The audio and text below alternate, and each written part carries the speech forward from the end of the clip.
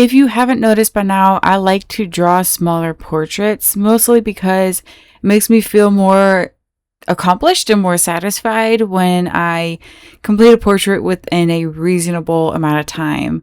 And what I mean by that is like maybe a week, maybe a week and a half.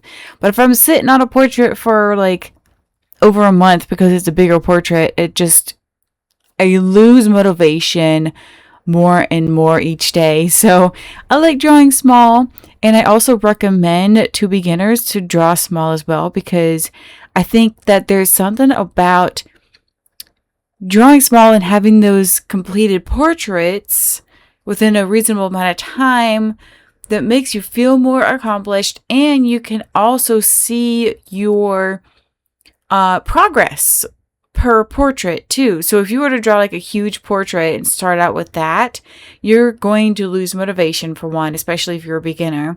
And then for two, you're not going to see your progress nearly as well as if you were completing smaller portraits at a time, one at a time. So if you worked on a small portrait for a whole week, which is actually a really long time for a small portrait, but if you work on a portrait for a whole week and then do another one another week and just continue that, you'll over time start to see really big results and very obvious results compared to if you were drawing a really big portrait. So keep that in mind too as you're practicing and playing around with color pencils. But for this little possum here, it's a 5x7. So it's just like the perfect size. It's not too big, not too small, so you can really get in a lot of details. I'm using a lot of raw umbers for the first couple of layers, and then I am building up with some dark sepia colors. This is in the Caran d'Ache Luminance series, and then I also use the Faber-Castell Polychromos.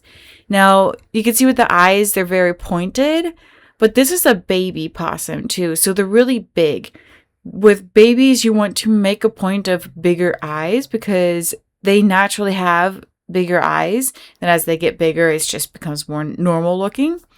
But the eyes do have a little bit of a highlight to them, so definitely emphasize that. I always like talking about that. And then, yes, I know I skipped over a little portion here, but I used Gamsol Mineral Spirit Oil. You can get it on Amazon, but if you're interested in the materials that I use, I also have an ebook, which will be linked below. That really helps for people that are beginners that want to invest in more expensive brands. But anyway, so I'm using a light blue to add a nice contrast between the warm tones and the cool tones. If you're unfamiliar with that, I'm going to make an ebook. So if you go to, or not an ebook, sorry, a blog. So if you go to my blog section, it will be on there at some point in time. I don't know when, but take a look at that as well. And if you're really concerned about like trying to figure out what colors to use, I know it's very like intimidating. Ultimately, I was super intimidated to draw with color because I started drawing realistically with graphite pencil, which is just regular pencil to begin with. But then I started to just play around with color pencils after I saw that you could draw realistically with them. And it ended up being a lot easier than I thought. And the reason why is because over time, I started to not limit myself on the kind of color that I'm using. For a while, I was using the basic colors that I thought were in the portrait. So it's like, okay, let's just get a brown color. Let's just get a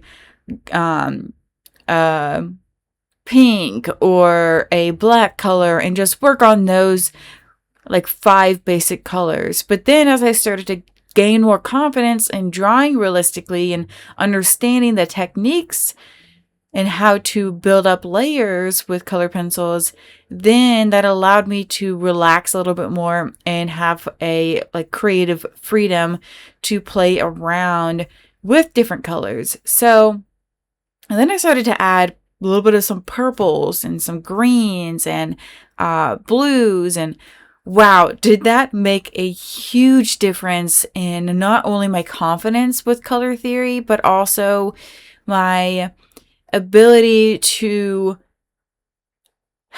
have made my portraits look more realistic. So the more variety of colors that you have, the more realistic the portrait's going to look overall, and the more vibrant, and it'll just pop out a lot more. And it's a lot more fun too, because then you get to play around with different colors.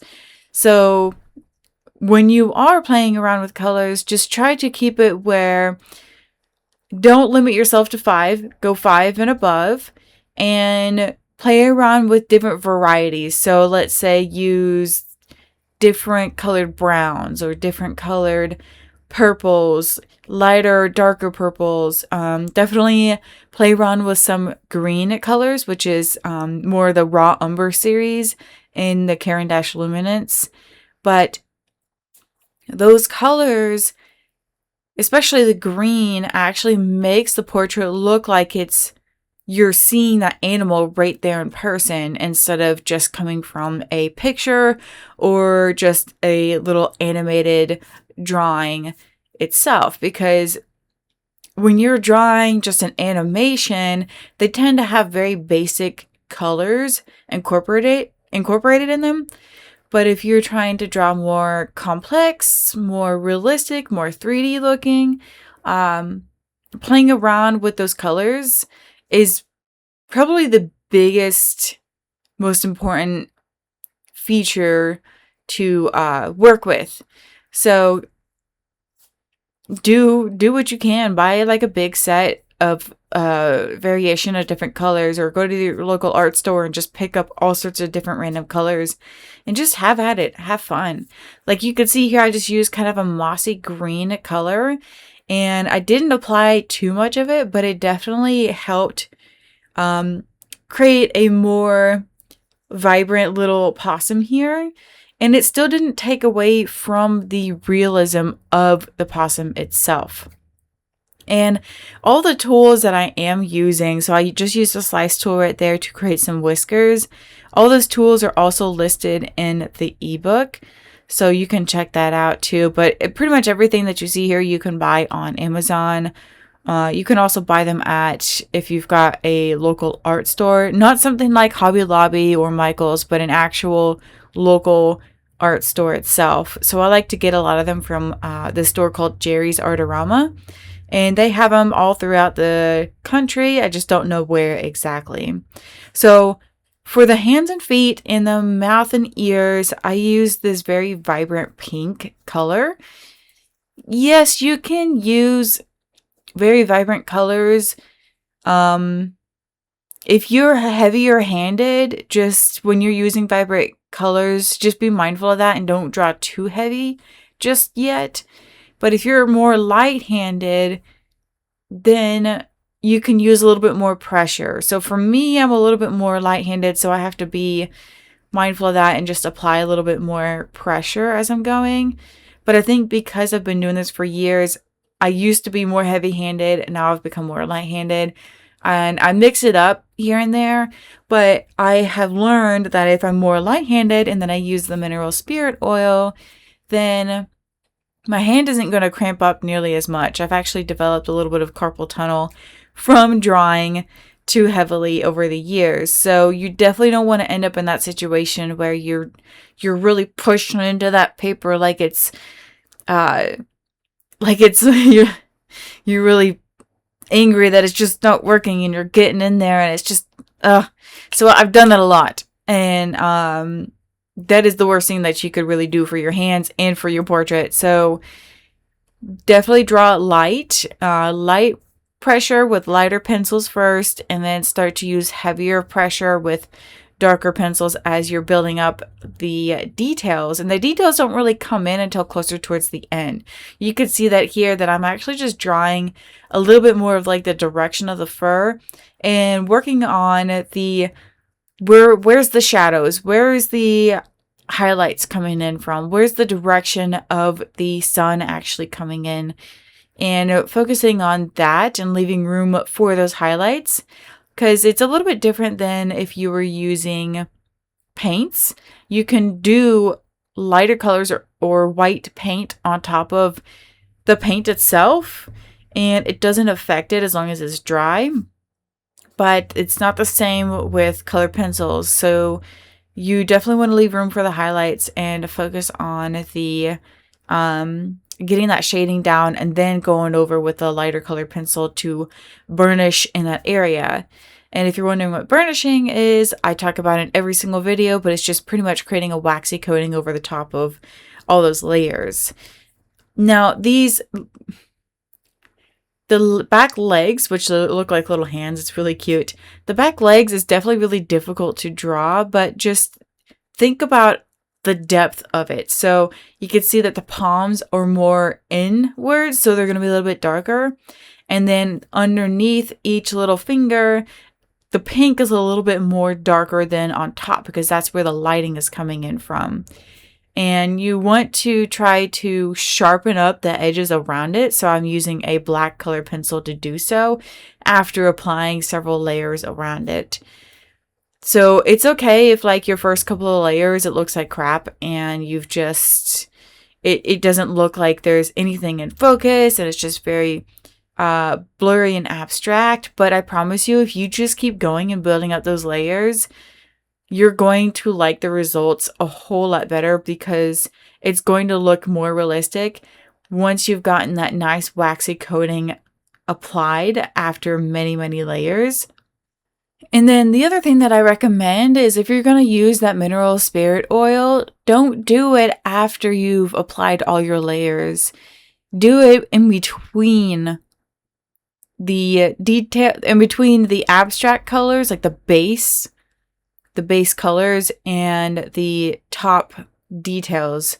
The reason why I say that is that it'll blend everything after you've done all your details and whatnot, but it also blurs it out too much, and it'll lighten it up as well once it dries. So you could see that jump between when I just applied it and then now where it's faded in the black areas. So be mindful of that too, and just go back over. Yeah, you can go back over it like many times with the oil too, but you definitely want to go back over those sections, the darker sections, after you've applied that mineral spirit oil, because it will lighten it up, but it still creates a vibrant enhancement after using it. So that's why I do use it, but you do want to use it on the right kind of paper, such as watercolor paper is really good, because it'll hold all those layers as well as the oil itself. Okay, this tail is like super cute, but there's not much to it. So there's a lot of pink that's happening, and then I'm using almost like a skin color pink. That's the best that I could describe it as. And then a very light white pink to lighten everything up. And then look, there's the shading. That's pretty much it. I'll just keep applying some of those same colors just to make it look more complete. And then the wood, the little stick here, is very, very basic, but it's very similar colors too. So I'm actually using the same color pencils. And that's another key point for when you're drawing a whole portrait. You have to keep your color pencils consistent. Don't start with a whole nother set when you're starting to draw the body, or when you're trying to draw just a whole nother section of the portrait, because it's not going to look consistent at all, especially if you start to incorporate at least one other color. If you're going to incorporate another color, make sure that you also incorporate it in the complete sections as well. This wood, there's really not much to it, and it does look very, it looks like a child's drawing at first, but as you keep going, it will look more realistic and look like actual wood. So you could see there, as an example, what I just did was I added some of that that light brown ochre. That's what it's called in the Caran d'Ache Luminance series. But I applied it in some of the face just to kind of get more color into the face, since the rest of the body has more color to it. So you definitely want to like step back, look at your portrait once it's complete, and then make little adjustments afterwards. Just don't be too judgmental on yourself and say, it's not complete, it's not complete. I can't just step away from it. Just keep working on it, but you will know when it's done, and don't be judging yourself or think that you have to have it perfect to walk away from it. So I added a little bit of that natural mossy green color once again to the wood. I just really think it adds a nice vibrancy to it. Also, don't forget, if you do want to learn to draw and you want to take some of these little wildlife animal classes, I have a bunch of different options on my website, which will be linked below. And you just click on take a class, and there's all sorts of different options in there at your own pace as well.